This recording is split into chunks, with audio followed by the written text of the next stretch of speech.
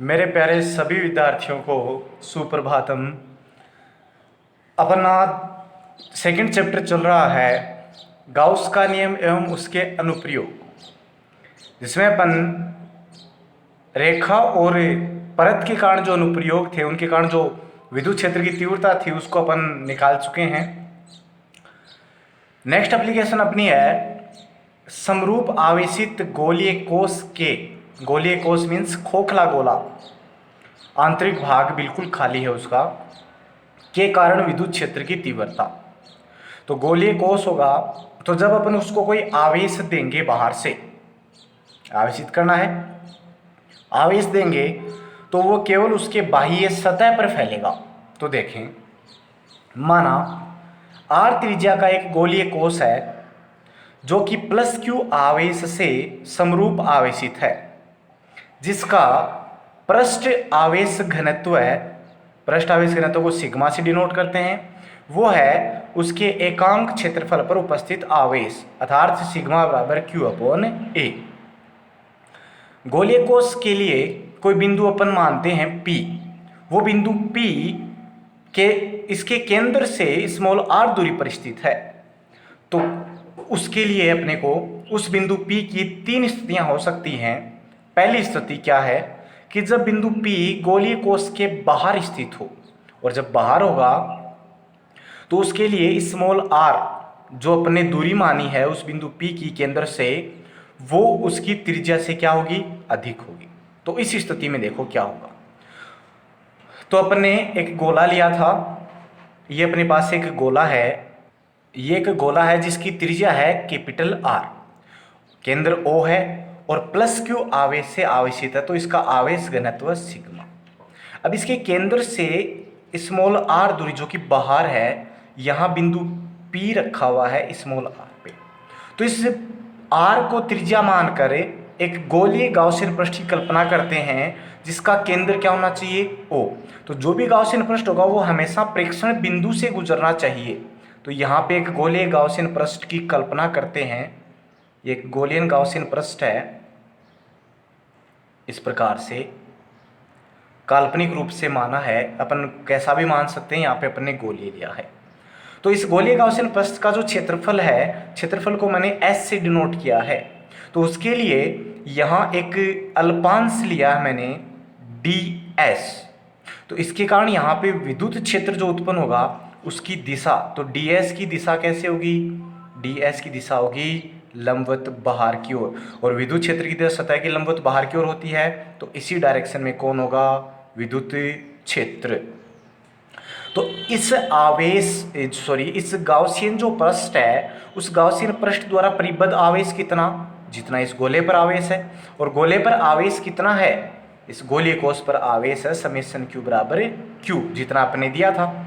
तो गोलीय जो गाउसियन पृष्ठ है उससे संबंध विद्युत फ्लक्स कितना होगा, गाउस के नियम से और विद्युत फ्लक्स की परिभाषा से क्या होगा, phi E is equals to surface integral close बंद पृष्ठ है E vector dot ds vector, और ये गाउस के नियम से लिखा अपन ने summation q upon epsilon naught. Summation q का मान तो पता है कितना है, जितना आपने उसको आवेश दिया था, कितना दिया था, क्यू। तो क्या लिखेंगे, surface close integral E ds, यहाँ से डॉट प्रोडक्ट हटाया तो cos theta is equals to Q upon epsilon naught. Theta है ई वेक्टर और ds वेक्टर के मध्य का कोण, और वो अपन यहाँ से देख सकते हैं कितना है, 0। तो ई वेक्टर और ds वेक्टर का कोण है 0, तो कोस 0 कितना होता है, 1। साथ ही यहाँ केंद्र से, इस केंद्र से समान दूरी पर जो बिंदु हैं जो कि इस गाउसियन पृष्ठ के सरफेस पे हैं, तो सभी के लिए दूरी समान, साथ ही उनके लिए आवेश का मान समान। तो अपन कह सकते हैं कि उन बिंदुओं पर विद्युत क्षेत्र की जो तीव्रता का परिमाण है वो भी क्या होगा, समान होगा। तो अपन कह सकते हैं कि विद्युत क्षेत्र का परिमाण जो है वो संपूर्ण इस पृष्ठ के लिए समान होगा। तो जो नियत राशि है, समान मीन्स नियत है, नियत है तो समाकलन से बाहर अपन लेंगे उसको, तो क्या बचता है, तो होगा अपने पास E close surface integral ds is equals to Q upon epsilon not. Close surface integral ds means उस S क्षेत्रफल वाले गाउसियन पृष्ठ का समाकलन मीन्स संपूर्णता के लिए, तो उसका समाकलन s आएगा और s का मान, उसका क्षेत्रफल कितना, गोले का क्षेत्रफल होता है 4 पाई r स्क्वायर, तो इसकी त्रिज्या है स्मॉल r, तो इसका क्षेत्रफल हो जाएगा 4 पाई स्मॉल r स्क्वायर, कुछ इस प्रकार से।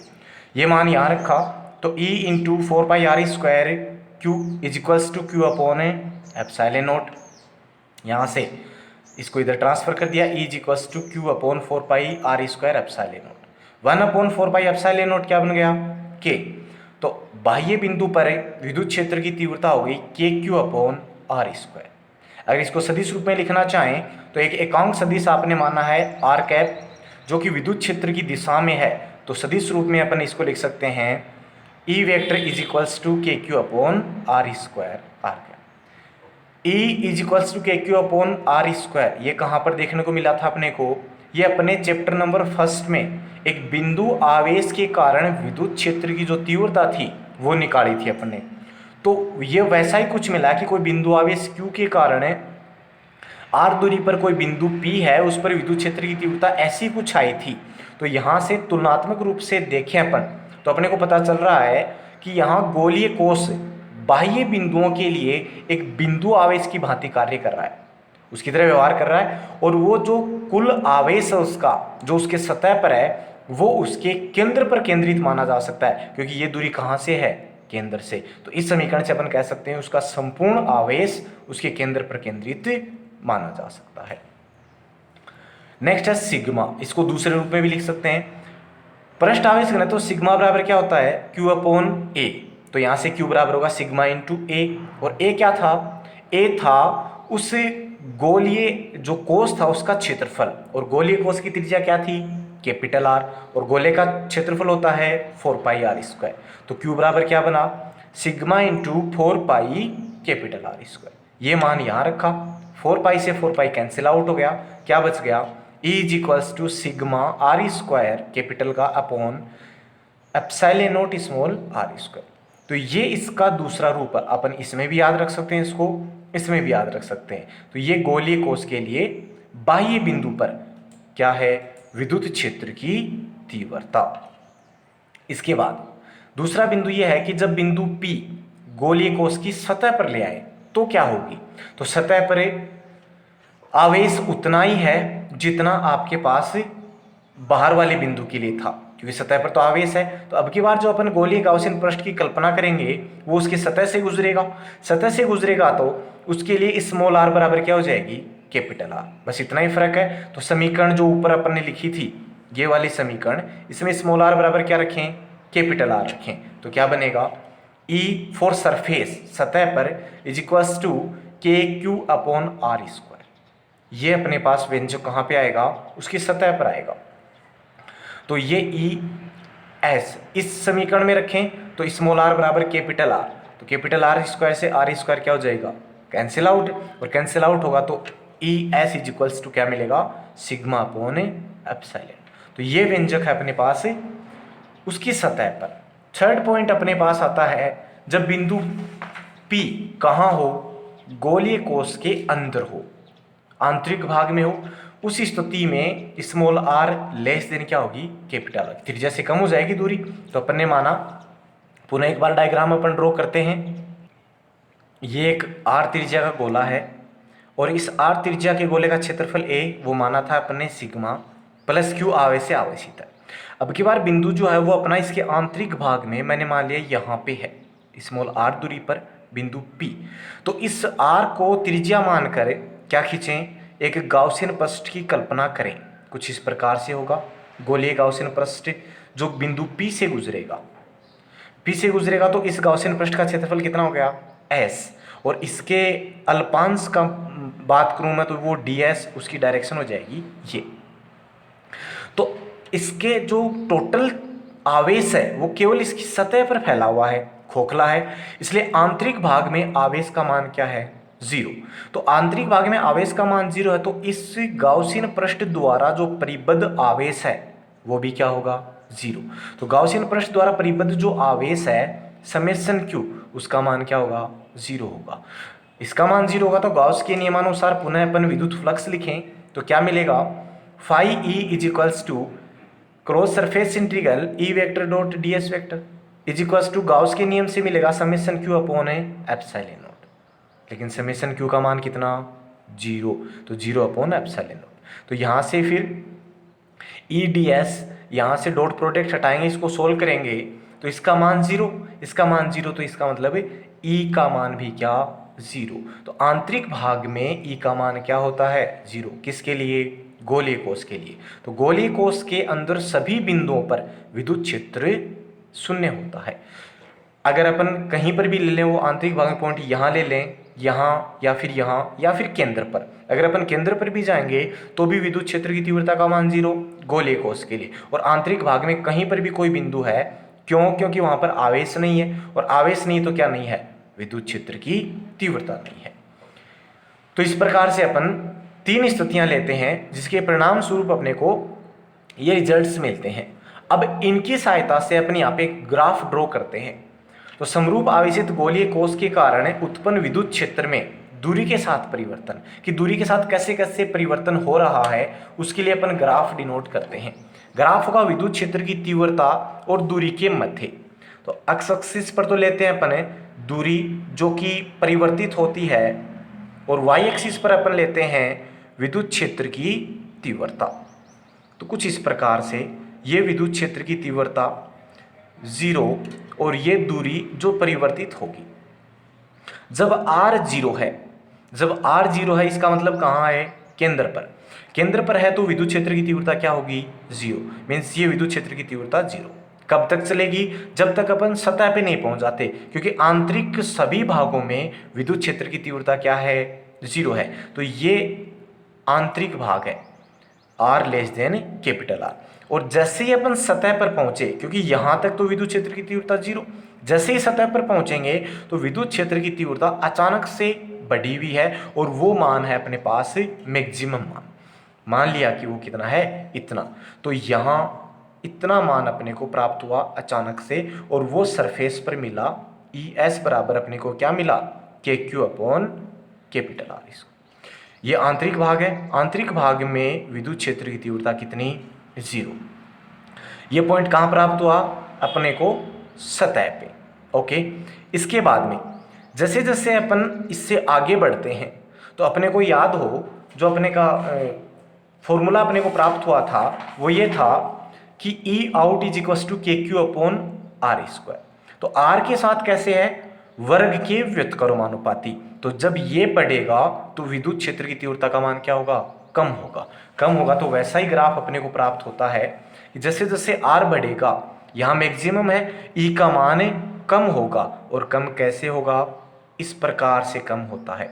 ऐसा ग्राफ अपने को प्राप्त होता है। तो ये है कब, जब बाह्य बिंदु पर स्थित हो, बिंदु P, तो अपने को ग्राफ प्राप्त होगा E out inversely proportional to the square of distance. इस प्रकार से ग्राफ बहुत ही आसान है। जो अपने को जितने भी एक्सप्रेशंस मिले थे, जितने व्यंजक मिले हैं, उनकी सहायता से अपन इसको ड्रॉ कर सकते हैं। तो एक बार फिर से देखें कि जब r 0 था तो e 0 e कब है, जब तक वो बिंदु P उस गोलीय कोश के अंदर स्थित है, अंदर तक वहां पर e का मान क्या रहेगा 0। तो जैसे जैसे अपन r बढ़ा रहे लेकिन सतह तक नहीं पहुंचे, तब तक विद्युत क्षेत्र की तीव्रता का मान है 0 है। जैसे ही सतह पर पहुंचे विद्युत क्षेत्र की तीव्रता कितनी हो गई, के क्यू अपॉन आर स्क्वायर। इसके बाद में जैसे ही सतह से बाहर निकलेंगे तो बाह्य बिंदु आ गए, और बाह्य बिंदुओं के लिए विद्युत क्षेत्र की तीव्रता दूरी के वर्ग की क्या होती है, व्युत्क्रमानुपाती। तो ये जैसे जैसे दूरी बढ़ेगी क्या हो, विद्युत क्षेत्र की तीव्रता कम होती जाएगी, और ग्राफ अपने को इस प्रकार से प्राप्त होता है। तो इस प्रकार से अपन समरूप जो गोलीय कोश था उसके कारण विद्युत क्षेत्र की तीव्रता का व्यंजक प्राप्त कर सकते हैं। अब अपना नेक्स्ट जो आता है, नेक्स्ट एप्लीकेशन है कि समरूप आवेशित चालक गोले के कारण विद्युत क्षेत्र की तीव्रता। अब बात करें चालक गोले की, तो कल अपन ने बात की थी कि चालक और अचालक में क्या डिफरेंस है। एक ये अचालक है और एक ये चालक है। ये तो है अचालक और ये है चालक। तो अचालक को अपन जिस स्थान पर आवेश देते हैं वह उसी स्थान पर रहता है, लेकिन चालक को अपन कहीं पर भी आवेश दें वह आवेश 10⁻⁹ सेकेंड वहां रुकने के पश्चात, मतलब बहुत कम समय, माइक्रो सेकेंड यहाँ रुकने के पश्चात ये इसकी सतह पर फैल जाता है समान रूप से। तो इसके आंतरिक भाग में आवेश का मान क्या हो गया, 0 हो गया। आंतरिक भाग में आवेश का मान 0 हो गया। तो एक चालक गोले को जब अपने आवेश दिया, वो कुछ इस प्रकार से व्यवहार दर्शाता है, ये है चालक।